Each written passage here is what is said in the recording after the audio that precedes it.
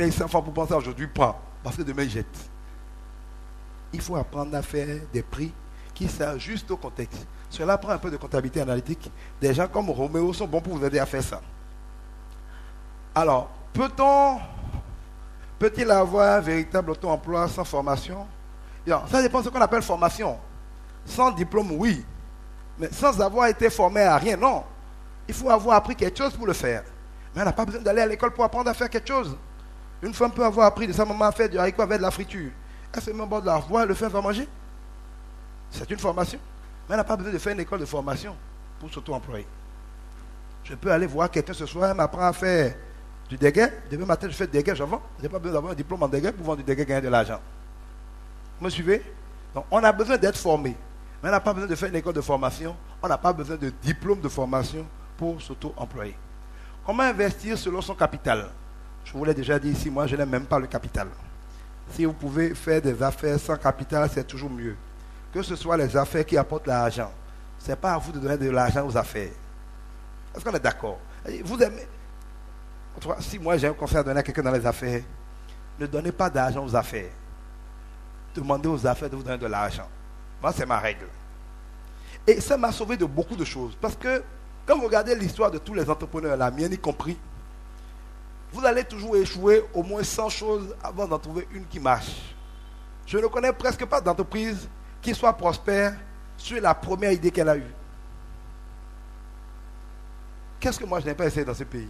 C'est pour ça que la plupart de vous, quand vous me voyez, vous me parlez de n'importe quoi là. J'ai déjà fait ça, j'ai déjà essayé ça, ou j'ai déjà connu quelqu'un qui a essayé. Et je n'en parle pas par théorie, j'en parle par expérience. Prêt à porter, j'ai déjà eu. Vente divers, j'ai déjà eu. Glace, j'ai vendu. Quincaillerie, j'ai vendu. C'est pas qu'est-ce que il y a que je n'ai pas essayé. Ordinateur, j'ai vendu. Clé USB que nous voilà, j'ai vendu. J'ai été le premier à faire appuyer pour clé USB au Bénin ici. Donc, je sais comment chaque chose, pas tout, mais j'ai essayé tellement de choses que je peux vous dire que c'est rare que la première idée soit la bonne. Parfois et souvent, vous allez la changer, la varier, mettre des choses à côté. Et finalement, l'idée qui vous lance n'est pas toujours la première idée sur laquelle vous partez. Parfois, c'est le cas, mais ce n'est pas souvent le cas. Vraiment, ça dépend. Si après beaucoup d'expérience au travail, au service de d'autres personnes, par exemple, vous finissez par essayer de vous mettre à votre propre compte, là, c'est différent. Parce qu'en fait, vous avez fait des essais aux frais des autres. Mais quelqu'un comme moi, dès que je suis sorti de l'université, j'ai décidé de me mettre à mon propre compte. Dans ce cas, en général, vous essayez beaucoup de choses. Ce n'est pas que les choses échouent complètement, mais vous ne tombez pas encore sur le Jéricho, vous êtes dans le désert. Et à un moment, je crois que Dieu permet ça aussi pour la formation, il y a une vanne, et subitement, vous ne faites plus aucun effort, tout marche. Même dans l'immobilier, il y a des moments où je devais faire de gros efforts pour vendre une parcelle. Aujourd'hui, je peux vendre une parcelle en une journée en appuyant sur un bouton. Ça veut dire que il y a un temps pendant lequel vous êtes en apprentissage, vous essayez, vous échouez, vous tirez des leçons, vous vous ajustez. Si vous êtes intelligent, c'est des échecs, mais c'est des échecs formateurs. Qui, à défaut de vous montrer ce qui va marcher, vous montre ce qui ne marche pas. Et encore que là, il y a des choses que j'ai essayées il y a 10 ans qui n'ont pas marché, mais qui marchent aujourd'hui. Parce que l'heure de Dieu est la bonne. Il y a des choses que j'ai essayées qui n'ont pas marché, mais je comprends aujourd'hui que Dieu me les avait fait essayer pour me préparer à d'autres choses que je fais aujourd'hui, qu'il voulait que je fasse aujourd'hui. À l'époque, c'était une répétition générale. Tout concourt au bien de ceux qui aiment Dieu. Vous devez donc intégrer ça dans vos projets et savoir que, vu ce taux élevé d'échecs, c'est dangereux de jouer avec l'argent en affaires. Il vaut mieux faire une affaire où vous n'avez pas de capital. Vous prenez chez quelqu'un, vous vendez, en ayant une petite commission parce que ce n'est pas votre produit, que de viser une grosse commission et d'aller jouer votre argent. Très souvent, c'est ça. Tu as la possibilité de prendre un produit, de gagner peut-être 100 francs dessus. Mais si tu vends ces 100 francs, tu ne risques rien. Si tu ne vends pas, tu n'as rien risqué. Tu te dis, si j'achète moi-même à 2000 francs, je peux avoir 500 dessus. Il vaut mieux que j'achète. C'est vrai que si tu achètes que tu vends, c'est mieux. Mais si tu achètes que tu ne vends pas, ou qu'il t'en reste 2 ou qu'il t'en reste 3, au finish, c'était plus rentable de prendre 200. Moi, mon secret dans les affaires, quand je commence une affaire, je préfère gagner petit sans risque que de viser gros avec de gros risques. À la limite, quand l'affaire a grossi complètement, je sais que je ne peux plus échouer, c'est clair. Je peux maintenant mettre mon argent dedans pour accélérer mes gains. Mais je ne teste pas une affaire avec mon argent. Parce que je veux que si j'échoue, à part la leçon qui est dedans et mon temps perdu, ça ne m'a pas coûté mon argent. Je peux me relever de mes différents échecs et reprendre des choses parce que je ne laisse pas tout mon argent dans chaque échec. Mais si chaque fois qu'on t'amène une idée, tu mets toutes tes économies dedans, quand tu fais faillite, il te faut 2 autres années encore pour trouver les économies pour essayer autre chose. Au bout de combien d'années tu vas finir de comprendre la leçon? Donc je vous le dis, évitez les affaires de capital, surtout quand vous n'en avez pas. Si Dieu veut que vous investissiez un capital, il vous le donnera, vous n'aurez pas besoin de le prêter. Lisez la Bible, la dette est un serpent venimeux. Celui qui doit est l'esclave de celui auquel il doit. Le plan de Dieu n'est pas qu'on s'endette, il est plutôt que nous prêtions aux autres. Dieu sait de quoi il parle. Il dit que s'il donne une vision à quelqu'un, il lui en donne les provisions. Si tu as une idée dont tu n'as pas l'argent, demande à Dieu. S'il veut que tu le fasses, il te donnera. S'il ne te donne pas, c'est qu'il ne veut pas que tu le fasses. La dette est appelée serpent dans la Bible. Le serpent, c'est Satan. Et regardez bien les effets de la dette. Ça fait toutes les œuvres de Satan. Ça empêche les gens de dormir. Ça vous humilie. Et celui qui est endetté n'est pas stratégiquement efficace. Ça veut dire quoi? Quand je ne dois rien à personne, je veux analyser ma stratégie, je ne pense qu'à mon efficacité. Je peux prendre quelques risques, faire quelques stratégies en me disant, je ne perds rien, je vais l'essayer. Mais quand il y a quelqu'un qui frappe à ta porte toutes les heures, tu ne peux même plus réfléchir. Tu fonctionnes comme un mouton avec pour seul souci de trouver son argent de lui donner. Au finish, tu es perdant sur tous les fonds. Si Dieu dit que ce n'est pas bon, il sait de quoi il parle, ce n'est pas bon. On ne devrait jamais s'endetter. Et si vous devez à tout prix le faire, ne le faites que quand vous êtes absolument sûr à 100%. Ça veut dire quoi? J'ai un bon de commande. J'ai quasiment un chèque de mon client. Mais il ne va pas me laisser aller toucher ça à la banque avant d'avoir livré le produit. Je sais qu'il ne peut pas ne pas me payer, c'est clair. Si je débourse 1 million pour le livrer, j'ai mon chèque de 3 millions en main. À la limite là, je peux risquer un prêt. Mais passe-moi 1 million, je vais essayer quelques affaires. On m'a dit que si j'achète quelque chose, je vais vendre, ça va rapporter de l'argent. Vous essayez de commencer à aller de commissariat en commissariat. Ce n'est pas la peine. Je vous ai déjà dit ça. C'est des erreurs que moi j'ai fait. Mais quand je fais le point, les meilleurs succès n'ont rien à voir avec le capital. C'est une idée diabolique, cette histoire, que dès que les jeunes disent si on veut d'emploi, on crée un fonds, 20 000, 50 000, 100 000. C'est des histoires. On est en train de corrompre les gens. Même j'ai dit ça ici, il n'y a rien dedans. Quelles sont les pratiques des entreprises sans financement? Alors, je n'ai pas compris la question.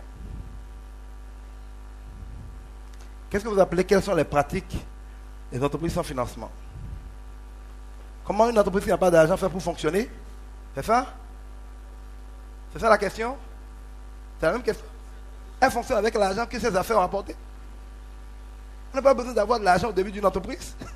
L'entreprise est faite pour apporter de l'argent. Si c'est une bonne entreprise, elle va apporter le même argent qu'il faut pour la faire fonctionner. Mais si une entreprise a besoin que vous lui donnez de l'argent, c'est peut-être que ce n'est pas la bonne entreprise. Vous n'êtes pas banquier, non? Vous êtes investisseur. Investissez votre temps. Investissez votre intelligence. Investissez vos idées. Investissez votre travail. Investissez vos efforts. Investissez votre talent de négociation. Investissez ce capital-là. C'est un capital humain. Mais évitez d'aller vous endetter pour investir, pour essayer une affaire.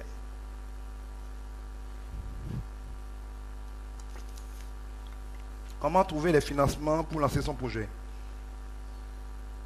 Avec tout ce que j'ai dit, j'ai envie de ne pas vous répondre. Mais les banques sont là, les microfinances sont là.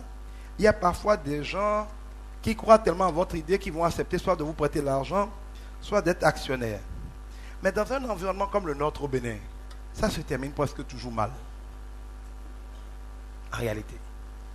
Et si on ne va pas perdre du temps, je sais par expérience que quand Dieu veut que tu fasses quelque chose, tu n'auras pas besoin d'endetter, l'argent viendra.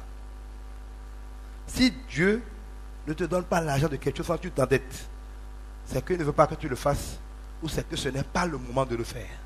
Parce que tout ce qui est à faire n'est pas à faire quand nous voulons le faire. Si ton enfant, par exemple, il te dit « je veux manger formique », il est 7 h du matin, tu es en train de l'amener à l'école, il dit « je veux manger formique ». Si tu es un bon parent, tu dis non, tu vas prendre formique quand tu vas sortir de l'école à 17 h.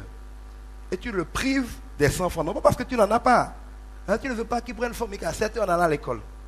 Il va demander à un de ses camarades à l'école, donne-moi 100 francs, je vais prendre formique, il prend formique. Donc, quand tu es obligé de violer le système de provision de ton père pour faire quelque chose, c'est que tu veux tomber dans quelque chose que ton père ne voulait pas que tu fasses. Je ne sais pas si vous me comprenez. Et c'est souvent parce qu'il y a des problèmes dedans qui ne voulaient pas que tu le fasses. Notez-le, je parle d'expérience. Si une affaire est bonne, vous n'aurez pas besoin de vous endetter pour la faire. Si encore vous avez des économies, vous voulez jouer à vos économies, à la limite, allez-y. Au pire, vous avez perdu votre argent. Vous allez avoir la leçon au moins en échange.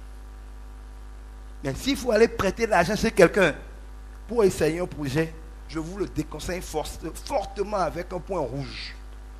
Ça se termine toujours mal. Je l'ai dit à des gens ici, ça n'a pas fait un mois, ils sont venus me dire que j'avais raison. Je vous le redis à vous tous. Quels sont les secteurs d'activité qui sont porteurs dans le marché béninois? Ce n'est pas votre problème, ça. Ça, c'est une question pour voleurs. Je l'ai déjà dit ici, je le répète. Ne vous demandez pas qu'est-ce qui marche. Demandez-vous qu'est-ce que vous êtes né pour faire marcher. On ne naît pas pour voir ce qui marche et en profiter. Ce qui marche dont vous profitez, c'est ce que vous allez récolter. Si ce n'est pas vous qui l'avez semé, vous allez le récolter, vous êtes quoi? Un maraudeur, un voleur. Dans la vie, on sème et on récolte. Cherchez à voir un secteur qui marche pour y rentrer. C'est chercher à voir quelle récolte vous allez aller détourner. On n'est pas fait pour faire n'importe quoi. Chacun de nous a une destinée. Mais si vous laissez votre couloir et vous allez rentrer dans le couloir de quelqu'un d'autre, là où lui vole, vous allez ramper sur du béton ou du goudron à midi. Vous allez dire, mais pourquoi lui il avance? Lui là, celui qui l'a mis là, le pousse. Que celui qui t'a mis là te pousse. Voilà, Satan ne pousse personne. Ce n'est pas parce que quelqu'un vend pure water, ça marche pour lui, qu'il faut commencer à vendre pure water. Lui peut faire 1 milliard dans pure water, toi tu ne vas pas trouver 1000 francs dans pure water. Regardez au marché. Différentes commerçantes, assis dans le même marché, avec les mêmes produits, le même prix. Quelqu'un ne vend pas toute la journée, quelqu'un d'autre vend pour 10 millions. C'est le hasard. Quelle est cette règle de probabilité là? Est-ce que Dieu t'a envoyé là?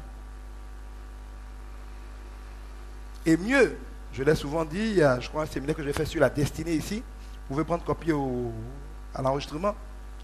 Souvent, Satan vous détourne de votre destinée. La plupart des gens sont malheureux toute leur vie parce qu'ils font tout sauf ce pourquoi ils sont nés. Vous avez aujourd'hui beaucoup d'enseignants qui n'auraient jamais dû enseigner. Ils sont devenus enseignants parce qu'il y avait rien d'autre à faire. Ils avaient faim, ils ont accepté n'importe quoi. Conclusion, ils maltraitent les enfants, ils n'ont aucun amour, ils sont sauvages parce qu'ils se défoulent et ils se vengent tous les jours sur les enfants de devoir les enseigner. Il y a des gens qui sont médecins, pas par vocation, pas parce que la maladie les dérange, parce qu'on leur a dit que dedans il y a de l'argent. Beaucoup de gens aujourd'hui, la majorité ne font pas ce qu'ils sont nés pour faire. Ils font ce qu'ils ont pu faire. Tous les matins, ils sont furieux de se réveiller. Toute la journée, ils guettent midi, tous les soirs, ils guettent 18h30. À 19h, tu ne le verras pas dans leur bureau. Ça veut dire que leur vie est un fardeau pour eux. Ils vivent malheureux. Ils subissent leur vie. Ils détruisent les gens qui viennent les voir au travail. Ils détruisent leurs collègues. Parce qu'ils ne peuvent pas être heureux. Si tu as une fourchette et tu décides de boire de la bouillie, tu vas souffrir forcément. Et celui qui veut boire la bouillie avec toi va souffrir. Ou bien, la fourchette est faite pour manger, mais pas pour n'importe quoi.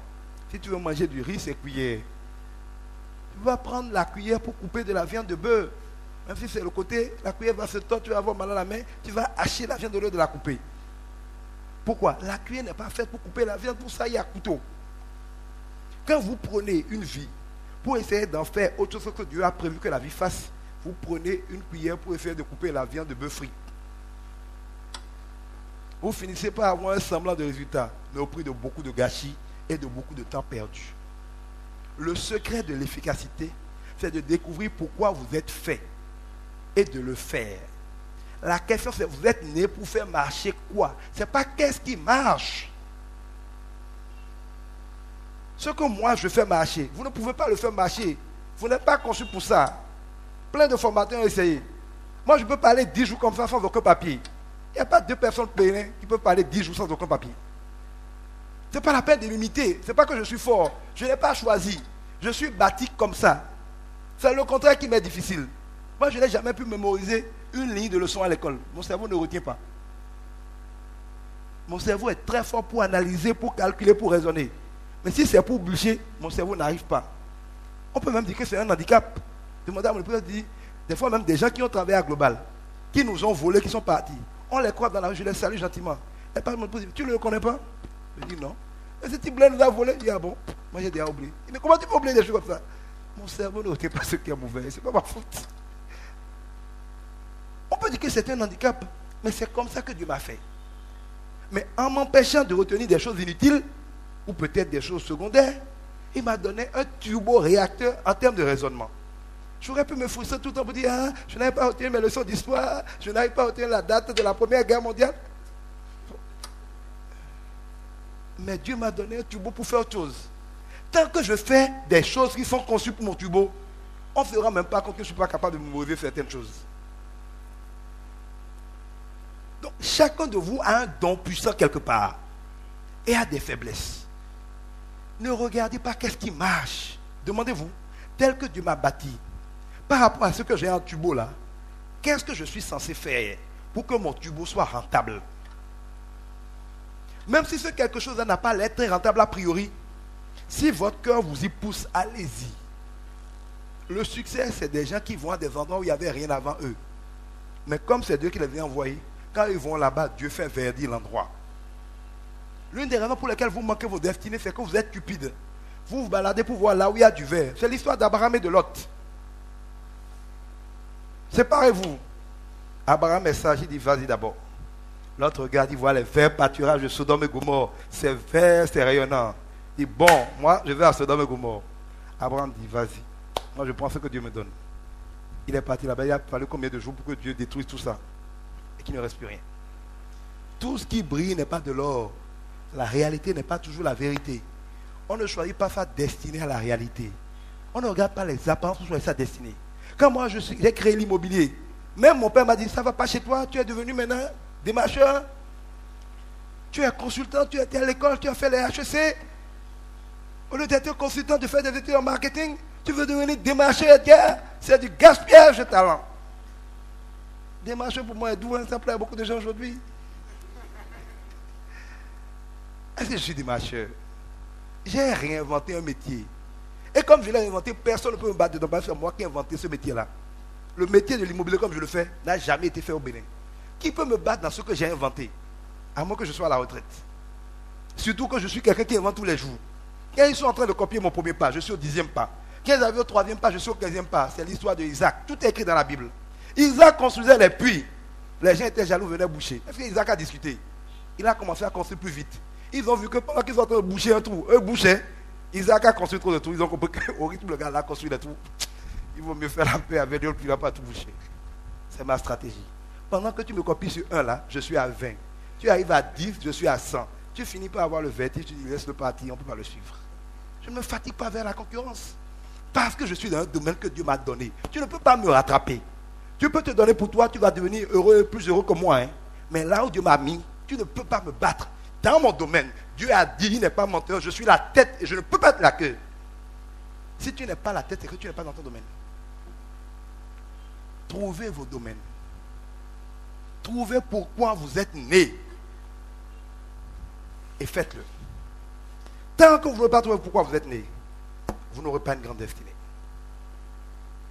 Et quel que soit votre âge, si vous découvrez que vous ne faites pas ce pourquoi vous êtes né, arrêtez et allez faire ce pourquoi vous êtes né.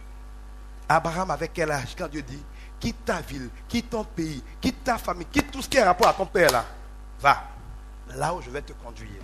La destinée d'Abraham s'est accomplie en quittant le lieu du confort qui n'était pas sa destinée. Avez-vous le courage de quitter là où Dieu ne vous a pas mis? Ce qui est sûr, tant que vous ne quittez pas là, il vous attend là où il vous a envoyé. Si vous arrivez là-bas avant de mourir, vous allez le trouver. Si vous n'y arrivez pas, vous ne le verrez pas.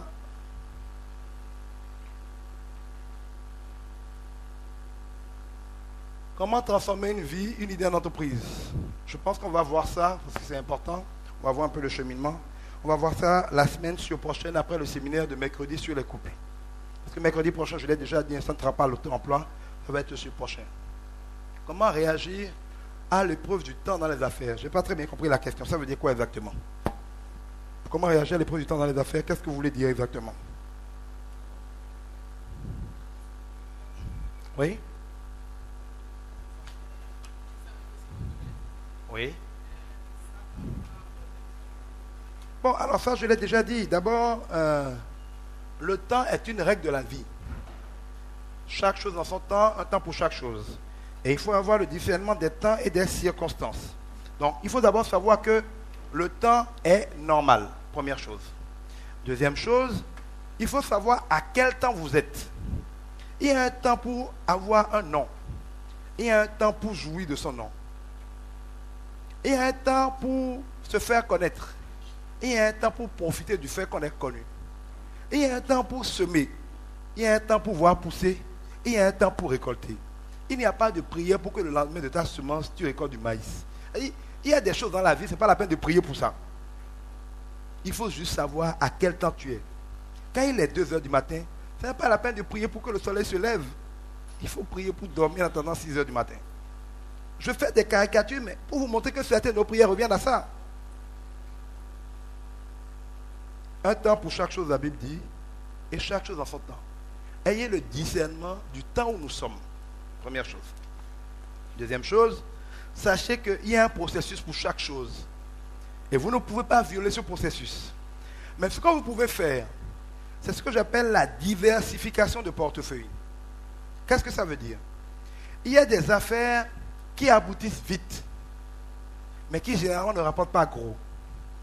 Il y a des affaires qui rapportent très gros, mais qui généralement n'aboutissent pas vite. Vous négociez avec une grosse société publique, vous pouvez passer 1 an de négociation. Le jour où le bon de commande sort, c'est 100 millions. Parfois, vous passez 3 ans à tourner autour de l'entreprise avant d'avoir un jour un bon de commande de 100 millions. Mais il y a des petits gars, vous les rencontrez, vous discutez avec eux, le lendemain, vous avez un bon de commande de 20 000.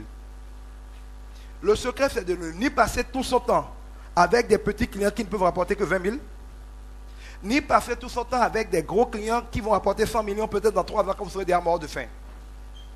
Il faut faire dans votre activité une combinaison. C'est-à-dire passer une partie de votre temps que vous déterminerez à chasser des petits clients qui vont rapporter rapidement de l'argent pour que vous tourniez, pour vous fonctionner, et une partie sur des gros clients qui, eux, même s'ils traînent, le jour où ils viendront, vont vous donner la prospérité pour vous lancer et changer votre vie. Il faut donc préparer des choses à court terme. Même dans l'agriculture, hein, il y a des semences où au bout de 6 semaines, 2 mois, tu as une récolte. Surtout dans les maraîchers qu'on sort. Mais il y a des choses comme, je ne sais pas, le maïs, c'est peut-être 4 mois, c'est peut-être 6 mois. Et puis il y a des arbres comme l'acajou, c'est des années. Il y a des choses, c'est 15 ans. Je ne sais pas, le terre qu'on sort. Tu ne peux pas dire que tu veux faire de l'agriculture et tu plantes des choses, il faut attendre 15 ans pour avoir la première récolte. Pendant les 15 ans, tu vas faire quoi? Mais des choses comme le maraîcher, 6 semaines, c'est là.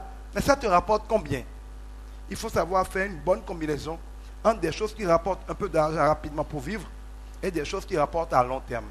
Si la combinaison est bien faite, vous avez généralement de quoi vivre, même si ce n'est pas luxueusement, le temps qu'une grosse affaire sorte et que vous puissiez prospérer. Nous allons continuer sur les autres points mercredi prochain, après le séminaire de mercredi prochain sur le couple.